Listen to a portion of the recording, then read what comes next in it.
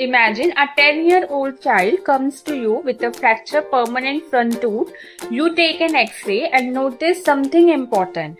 The root is not completely developed. Now here is a question. What will you do?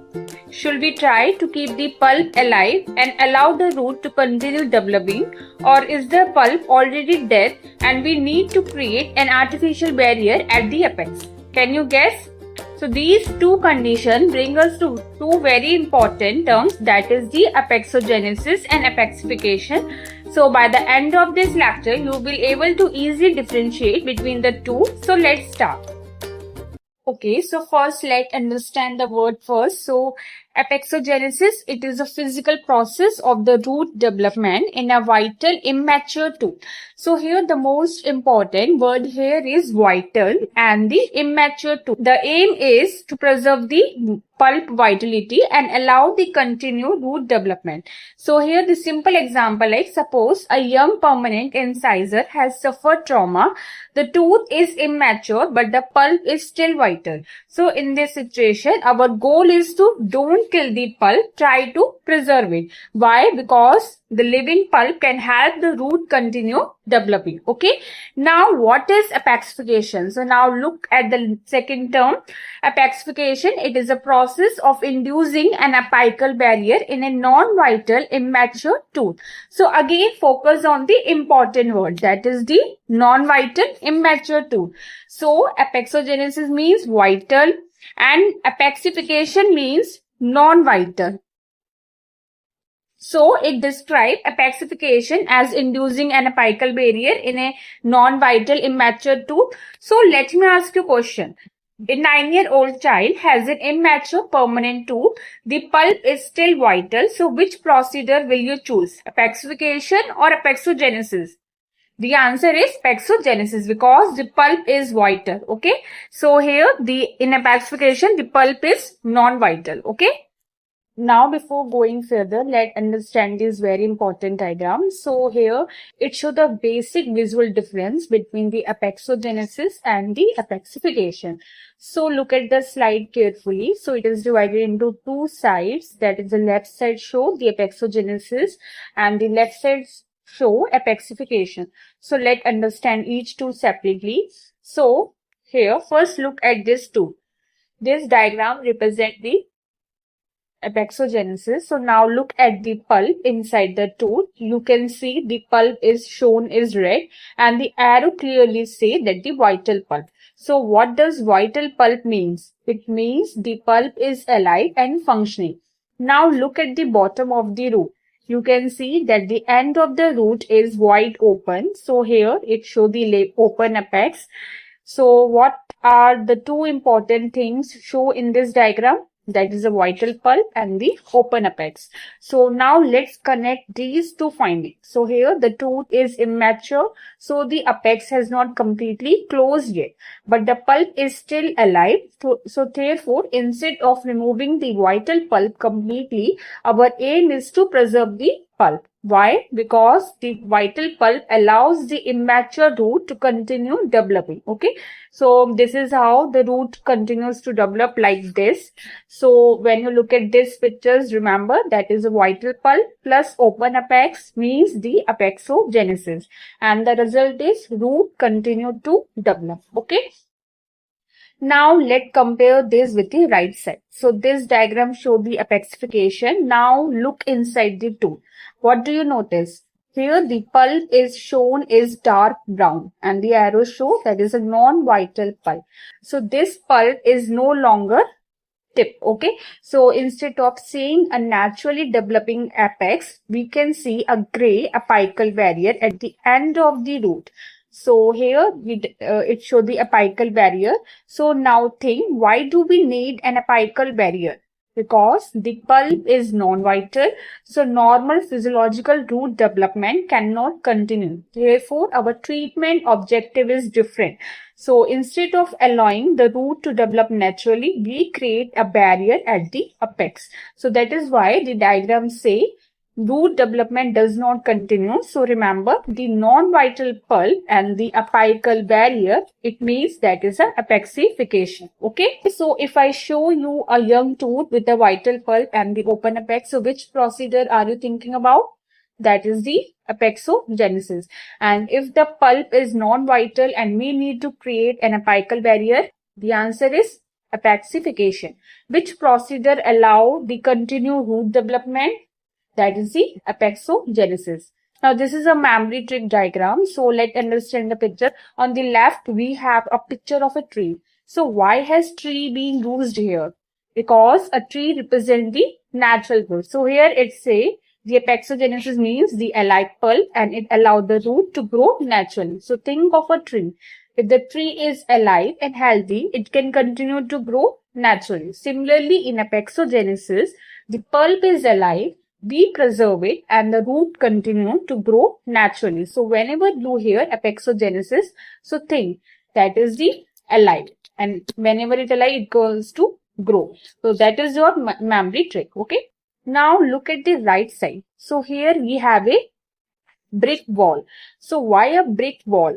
Because a brick wall represent a building up barrier. Okay. So it say the apexification means the non-vital pulp that build a barrier at the apex. So think about this. The pulp is non-vital. So normal root development cannot continue. Therefore, instead of allowing the natural root, we build a barrier at the apex. Just like building a brick wall. So whenever you hear apexification, so think that is the non-vital and it means that is build a barrier. Okay. So this is a very easy way to remember the difference. And now we see indication. So in apexogenesis, it is indicated in young permanent teeth where the pulp is still alive. And so we use in young permanent teeth with traumatic luxation, in caries exposure and fracture with a pulpal exposure. Okay. So imagine a young permanent incisor, the root is still immature and the pulp get exposed because of the trauma. So what is our priority?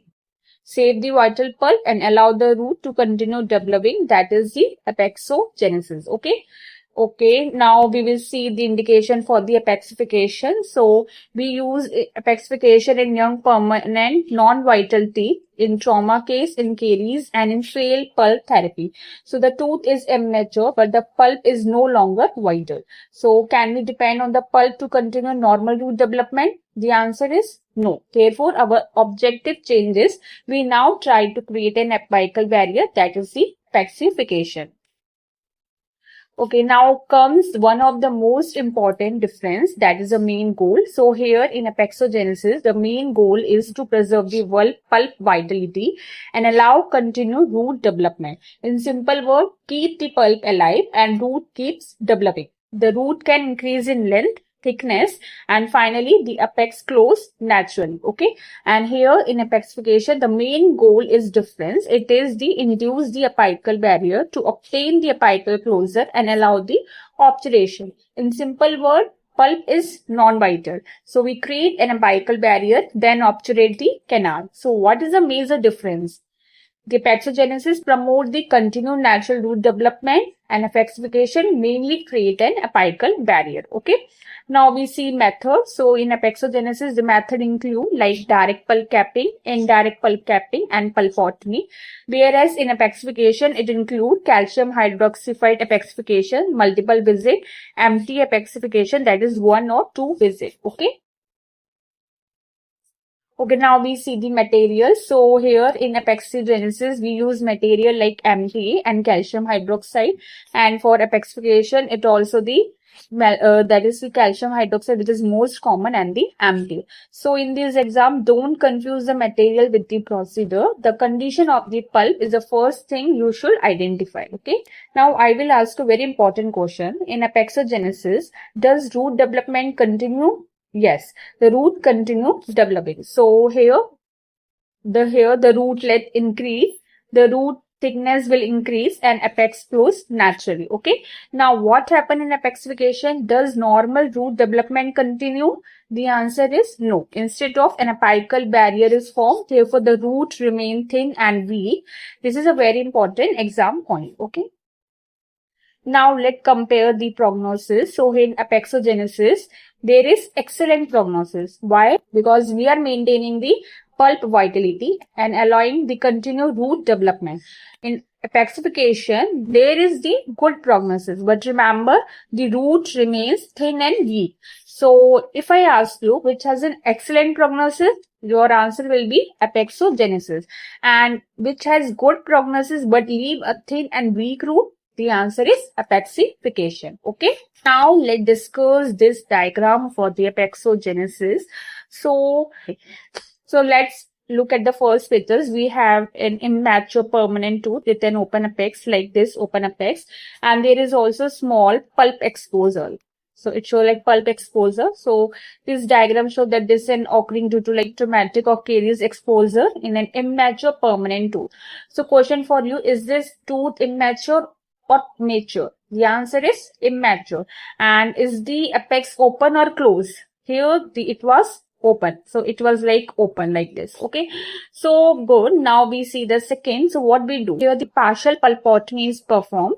The inflamed, the coronal pulp tissue is removed, and it should indicate approximately 2 to 3 mm below the CE junction. So how much pulp we have to remove? We remove the 2 to 3 junction. So this is a CE junction. So we have to remove 2 to 3 mm below the junction, and here the purpose is to preserve the healthy vital pulp deeper in the tooth, that is the radicular pulp. Okay, so we have to preserve the radicular pulp, so we remove the coronal pulp. So in step 3, what we do, we here place the MTA. So MTA is placed over the pulp stump. Okay, so here it show approximately 3 to 4 thickness of MTA is placed. So here it plays 3 to 4 mm. So why are we placing it? Because to create a seal and promote the healing. So are we trying to remove the entire pulp? The answer is no. We are trying to preserve the remaining vital pulp. And that is a basic idea of the apexogenesis. Now the filling. Now look at these 4 pictures. After the tooth is restored with an appropriate filling, then we do the JIC or composite. Suppose this is the MTA, we place 2 to 3 mm. Then over the MTA, we place the GIC or the composite. We place over the GIC or the composite like this. Okay, so now the tooth is properly sealed. And why is sealing important? Because we do not want contaminations entering the tooth. Okay, now comes the most important step. Now look at the 5th picture. Here the root is continue to develop. Okay, increase in size, thickness, they all are showing. So this is the closed. Here the root is going to close. So this is exactly what we want in apexogenesis. Okay. Now step 6, that is finally look at the 6th picture. The root has continued developing and here the apex closed naturally. So the complete sequence is like when there is small pulp exposure, then we do the partial pulpotomy. After pulpotomy, we place MTA, and over the MTA we place the filling like GIC or composite. After we see there is root completely develop. After we see the natural apical closure. Okay. So here the easy memory trick is that pulp alive. That means root survive and develop. Okay. So this is how the apexogenesis work. I hope now you understand. Now we see the apexification. So how apexification works? So here the important concept shown is the treatment of a immature non-vital tooth to create an apical barrier. So okay, now let's understand the sequence visually. So in figure A, we can see an immature tooth with an open apex. So like this. Okay. So here the canal contains the pulp tissue. So but remember our basic rule. Is this tooth vital? The answer is no. It is non-vital. And because the tooth is immature, the root has not completely its normal development. So what we do the canal preparation. So here the canal is being cleaned and prepared.